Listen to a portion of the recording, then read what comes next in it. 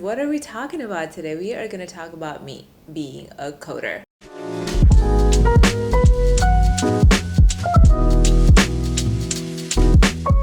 Hello, beautiful people. Welcome back to our channel. If you're new here, I'm Dawn and welcome. As you may have noticed, it is just me today. And so obviously it's going to be all about me. If you have seen our prior videos, you probably have noticed or heard me say that my 9 to 5 is actually being a programmer.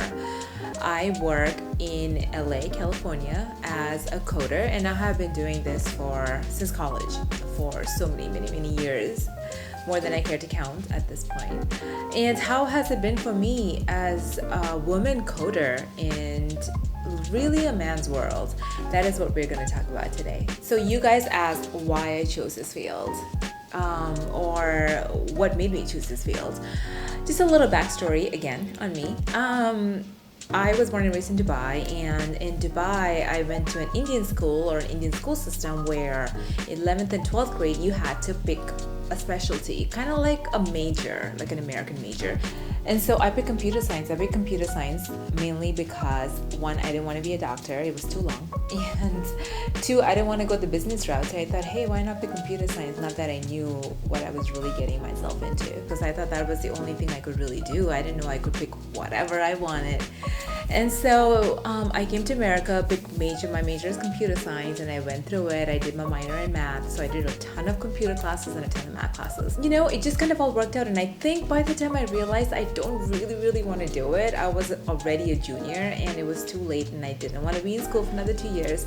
So I thought, hey, let me stick it out. Let me see what this is about. Let me see what happens when I graduate, if I can find a job, blah, blah, blah. So kind of happened, and when I graduated I moved to California and I got my first job as a coder in Fortran. Believe it or not, a lot of companies use Fortran, and I graduated from being a Fortran programmer to being a Java programmer, and I'm currently a full-time programmer in Java. I'm a Java programmer rather. Alright, so I quickly just wanted to talk about the advantages and disadvantages of being a woman coder in a man's world. Being a coder, there are actually very few women coders that I know of. I know within the Indian community, Indian women, there are a lot more coders, but just in general in America, I have been in multiple teams, and I think in most teams I have been the only woman coder, or it's always been me and one other woman. I've been to conferences that are programming conferences, and I've been in a sea of men and maybe 5 women and 1,000 men in all these conferences. And so there are a lot of advantages, but there are also a lot of disadvantages, and I kind of wanted to quickly talk about that in this video. Alright, so we're going to start with the disadvantages. The first one being women always underestimate their strength. This is true of, I think, most women, not all. I know I do that. Anytime I take on a challenge, let's say for my team, if I don't know the material really well, I tend to be very intimidated. It stresses me out. I mean, I get really nervous about committing to something, etc. So my husband, on the other hand, is completely different. He tends to overestimate his strengths, and it's pretty funny because he's behind the camera right now giving me this look. He won't know what he's doing, but he will still tell his boss a yes. But it's true. I mean, he doesn't have to really know the material 100%. He will basically say, yes, boss, I can get it done, and just learn along the way, and as he should, I guess, or as we should. But we tend to really underestimate our strengths, and we tend to get really intimidated because I work with a lot of males or a lot of male programmers, and if we don't know something, it tends to affect our confidence, which eventually leads to us the pay we get. And statistically, women always get paid less than men, sadly, you know. And I feel like that is very common when it's just me and I'm in a sea of like male coders. Another thing is being afraid of failure. You know, overcoming your fear or overcoming self-doubt is more important than learning any programming language out there.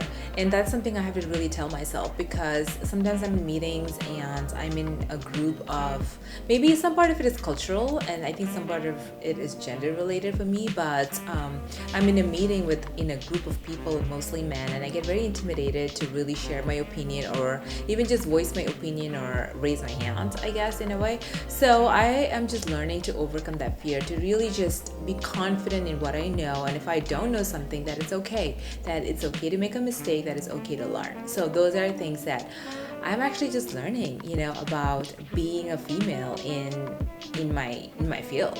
All right, another disadvantage that I think being a woman, or I guess for me being a mom, is that I do have more responsibilities than I would say my male coworkers. Like, I usually feel like I'm running around all over the place. In the morning, I'm trying to tend to the kids, drop them to school, go to work, come back, pick them up, make sure they're in bed by time, feed them, etc., etc. It's just like it's a lot of running around for me, and sometimes I think flexibility needs to be there for women, or women in general in my position, just because we do have a lot more responsibilities, and being overwhelmed, it really does not produce good results either. So I think it is very important to be flexible in terms of time, working from home, like whatever it is that work can provide. That would be great for a woman coder.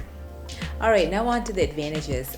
There are a lot of advantages to being a woman coder. For one, you will always find a job. I mean, that's just a coder. You don't have to be a woman coder, I guess.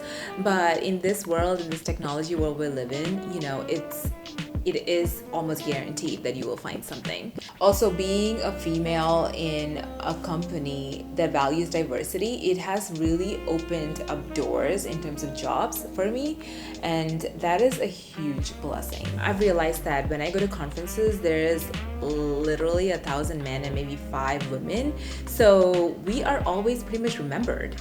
When you go to meetings where it's all men and one woman, who forgets the women, right? So there's that. And then it has been so great for me to go to like women in tech meetings and like meet other like-minded women around technology in different capacities. So it has been like a great networking opportunity for me to meet even with my company, or within online meetup groups. So it has been really great to be a woman in that aspect. What I like about being a coder is also the fact that I get to solve problems.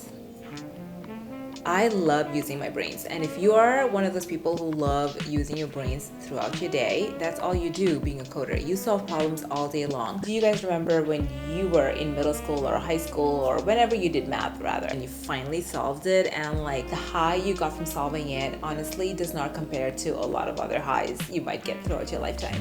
That's pretty much what you get all day long. You might be stumped, like I'm sometimes stumped and it really stresses me out, but when I figure it out, honestly, like it just makes me really, really happy. So if you're one of those people, you're gonna enjoy being a coder. I hope you guys enjoyed this video. This is a little bit about me. This is what I do throughout the day, and I have been doing this for many, many years. If you guys have any questions, feel free to leave a comment below. Ask me, a female coder, what it is like being a coder, I guess. And I reply to all the comments, and feel free to leave a comment below. Thank you. See you again for the next one.